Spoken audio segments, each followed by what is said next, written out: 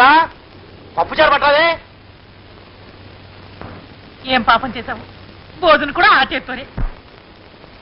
ఏమి ఎన్నిసార్లు చెప్పే పప్పుచారు తెమని? అసలు నా మాట పట్టుకోవే. ఇంట్లో పిల్లలు ఉంటే ఇదిగో నాన్న తెచ్చి పెడతారు. నేనేం చిన్నపిల్లలు కాదు పరిగెత్తుకొచ్చి పడ్డాను. నేను అట్టగే పెడతాను అంతే. ఒరే మాధవా, గురు ఇదిరా వరస. కూర తెమ్మంటే పిల్లలు లేరు, పప్పుచారు తెమ్మంటే పిల్లలు లేరు, ఊరగాయ తెమ్మంటే పిల్లలు లేరు అంటుంది. నేనేం చేయని చెప్పు? అప్పటికీ రాత్రింబగళ్ళు నా శక్తి మేరకు వేస్తూనే ఉన్నాను రా గురు. మందులు రా, కానీ లాభం లేకపోయింది. ఆ మాట అంటే అది సిగ్గులేదు. నాకెక్కడికి రెండో చేయి ఉండుంటేనా? ఉంటే నీ పక్కన కూర్చొని ఫోన్ చేయడం నాది బుద్ధి తక్కువ. ఆ కంచం తీసుకుని అవతలకి తగాడు. అప్పుడు చెప్పు వెధవా. ఈ మందు 3 పూట్ల వేసుకుంటే జ్వరం తగ్గిపోతుంది. అలాగేనమ్మా. డాక్టర్ అమ్మ గారు. ఏమిటి బాబు? రాజానికి జ్వరం వచ్చింది, కదలేకపోతున్నాడు. అలాగా? పద.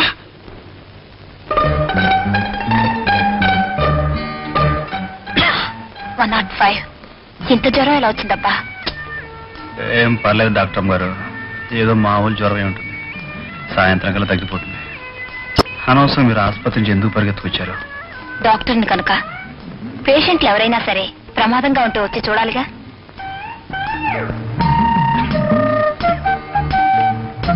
ఒక ఇంజెక్షన్ ఇచ్చేస్తే. అయ్య బాబోయ్, సూది ముందా? నాకొద్దు బాబు. వద్దంటే ఈ జ్వరం కాస్త టైఫాయిడ్ లోకి దింపుతుంది. అప్పుడు 2 వారాలు మంచం దిక్కుండా ఉండాలి. 2 వారాలు కాదు కదా, 2 ఏళ్ళైనా సరే మంచం మీద పడి ఉంటానేమో గానీ ఈ సూది మందు మాత్రం వద్దు బాబు, నాకు భలే భయం. ఈ పల్లెటూరికి మగగాడివి కదా, సూదికి భయపడతావేంటి చిన్నపిల్లలాగా? కర్ర ఎత్తుకొచ్చినా కత్తి పట్టుకొచ్చినా నాకేం భయం లేదు, కానీ ఈ సూది మందు అంటే మాత్రం నాకు చచ్చింది భయం. డాక్టర్మా ఈ సూది మందు వద్దు కానీ ఏదైనా మాత్రం అంటేవా? ఏం లాభం లేదు. ఈ జ్వరానికి ఇంజక్షన్ ఇవ్వక తప్పదు. డాక్టర్ ఏం లాభం లేదు. అరుపులు ఇంకా సూది గుర్తుందే? ఇంకా గుర్తులేదా?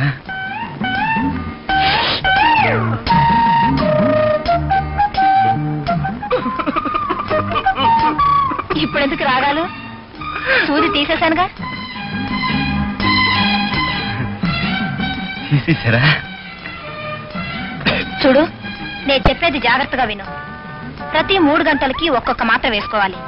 ఇవాళకి భోజనం మానేయాలి. కన్నీళ్ళు అసలు తగలకూడదు, వేడినీళ్లు తాగాలి. అర్థమైందా?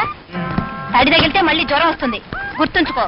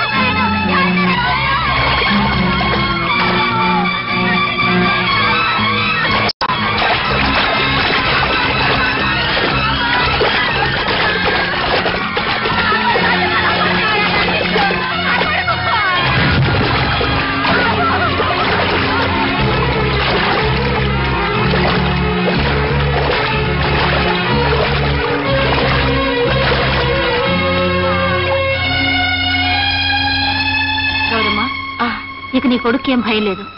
ఇక నుంచైనా పిల్లల్ని జాగ్రత్తగా చూస్తా. అలాగే తల్లి, అలాగే. రాజన్ బాబు, సమయానికి నువ్వే దేవుళ్ళ రాకపోతే నా ఒక్కగానొక్క బిడ్డను పోగొట్టుకుని బ్రతుకంతా కడుపు కోతతో ఏడుస్తూ ఉండేదాన్ని. దాందే ఉందిలేమ్మా, బాబుకేం పర్వాలేదు కదా. రాజు, నువ్వా బాబుని కాపాడింది? ఇంత జ్వరంతో నూతులు దూకావా? ముందా తడి బట్టలు తీసాయి.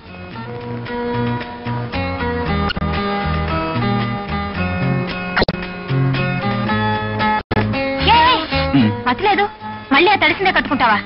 ఇదిగో, ఇది కట్టుకో.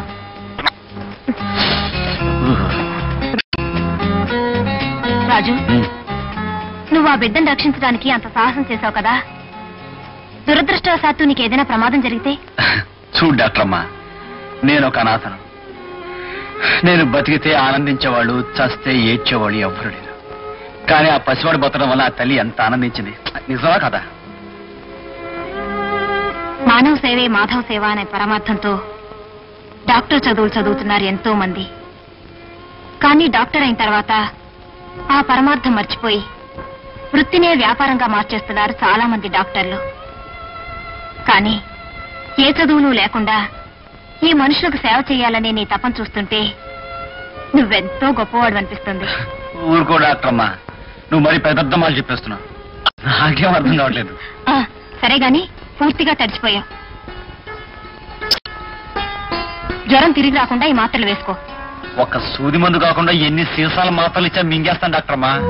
సరే రాజు, చిన్నప్పుడు నన్ను ఎంతో అభిమానంగాను ప్రేమగాను రాణి రాణి అని పిలిచేవాడివి. ఇప్పుడు ఆ పిలుపు మానేసి డాక్టర్ అమ్మ అంటావే? అది సరే, నీకు రాణి అన్న పిలుపు కంటే డాక్టర్ అమ్మ అన్న పిలిపే నిజంగా బాగుంటే అలాగే పిలు. చిన్నప్పుడు చందమామ రావే జాబిలి రావే అని పిలుస్తాం. అది వస్తుందని మన చేతికి అందుతుందని అనుకుంటాం. ఇప్పుడు అది అర్థం లేని ఆశని మనకు తెలుసు కదా డాక్టరమ్మా. చాలా మాటలు నేర్పవే రాజు. నిజంగా మనసుండి ఇష్టం ఉంటే చందమామనే కాదు ఇంద్రధనుసు కూడా అందుకోవచ్చు. కాదంటావా?